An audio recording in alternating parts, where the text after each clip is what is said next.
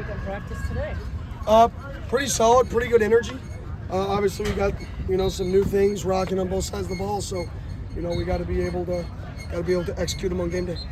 Coach, in facing stellar defenses, top 20 defenses in the country these last 3 weeks, how have you navigated from week to week, just trying to go against these stellar defenses? Yeah, it's trying to change up. You can't do the same thing back-to-back weeks versus really good teams. Eventually we want to be a team that does the dictating too, which means we do what we do. We change up how we run the plays that we run, and then defenses have to change for us. We're not there yet. We're not an offense that can just, a team's going to change for. So we've got to be able to adapt and change ourselves, and that puts more, pressure on being able to learn new things throughout a week, because you got to be able to find advantages other than just, hey, we've got good numbers, leverage, and grass. You got to be able to find some different advantages, some unique advantages. So challenge the players to really dial in mentally and be creative and go out there and execute on Saturday. Have you coached anyone as broadly versatile as Scalaboo from the punting to how he throws the ball and the running back front? There's only one other guy. It could be Jordan Travis or Bo Nix. They can both punt. They can both throw. They're both going to run 4.5. So probably not going to be as downhill of a runner as him. So I guess the answer is Scat. But from just an athlete perspective, that can kind of do it all. I was joking around the other day, if Scat was 6'1", he'd probably be a quarterback. So. Speaking of quarterbacks, I know you talked about Bo Nix yesterday, him getting rid of the ball, but what's the biggest challenge to simulate him to the defense?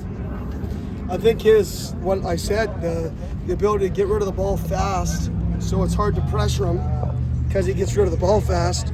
But if you don't pressure him, his ability to extend plays. So it's like half dozen one, half dozen another. Why do we keep blitzing him? He keeps throwing hot. All right, well, he keeps scrambling. Why don't we blitz him? So it's just one of those games that you have to have really, really timely calls. They have to not be easy to see, and you have to confuse them, which every team's tried to do this year, and nobody's been able to execute. So a great challenge for our defense to go out there and try to execute a plan to really kind of make him uncomfortable. Coach, the goal of any game usually is to make a team one-dimensional, but when a team is as good as Oregon is on both sides of the offense, and if you take Franklin and Tez out of the game, they have Bucky Irving coming out of the backfield, who's a really great player as well. Just what are the challenges of trying to make Oregon one-dimensional, and is it even possible? Not really possible. The goal is to take away what we believe are their strengths, right? And they've got a ton of strengths. But to take away what we think are the plays and the philosophy that gets them into a rhythm. And if we can take away the plays that get people in a rhythm, then maybe the explosives won't happen as much. But to say you're going to take away everything is fool's gold.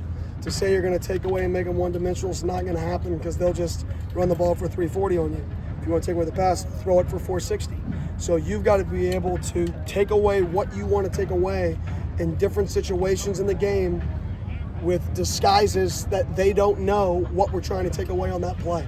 So it's not going to be a game where we try to say, hey, take away their X receiver, or take away their A, or take away the Bucky. This is a game where we got to mix up who we're taking away based off of film study, and then make them not understand which guy we're trying to take away. Coach, how do you think Jaden has looked these last 2 practices coming back? Yeah, he's throwing the ball really well. Obviously, he's not going to be ready this week to play. Our goal is just to continually get him back and ready. I mean, he could be maybe an emergency guy, but I'm not going to throw him in there. I mean, he's practiced really 1 week of football.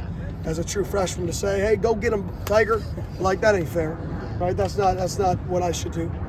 So it's one of those scenarios where we're going to try to get him back more in a rhythm. But he's looked really good. He looks like he's getting back healthy. You just got to get out there and play football a little bit. I know still 2 games to go, but at this point in the season, is there a player who has just stood out to you as just almost like most improved, or just someone who from day one to now just looks like a different player in your eyes? Day one to now looks like a different player.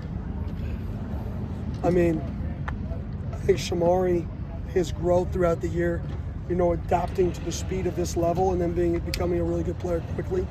I would say Shamari's definitely one of them. BJ Green, but he started so fast, so it's hard to say BJ. So I think there's a few, but those two, come to mind quickly. Bo said in his availability the other day how you allowed him to be free in the offense and that he really appreciated that. How have you approached Trent and allowing him to fit into this offense to best help him succeed? Yeah, I mean, what we're doing is not even close to what I did last year. Right. I'm just going to be honest. So there's a lot of freedom for Trenton, a ton, but it's completely different types of freedom. Completely different types of freedom. I mean, I couldn't even put on the film of what we're doing right now and compare it to what I did last year. Different players, different scheme, different strengths. And so we definitely have changed pretty drastically, but Trenton still has a ton of freedom. You can see it throughout the game. So he's just got to continue to make good decisions with the football and with the pre-snap decisions that we do give him. Thanks, Coach. Thank you. Appreciate it.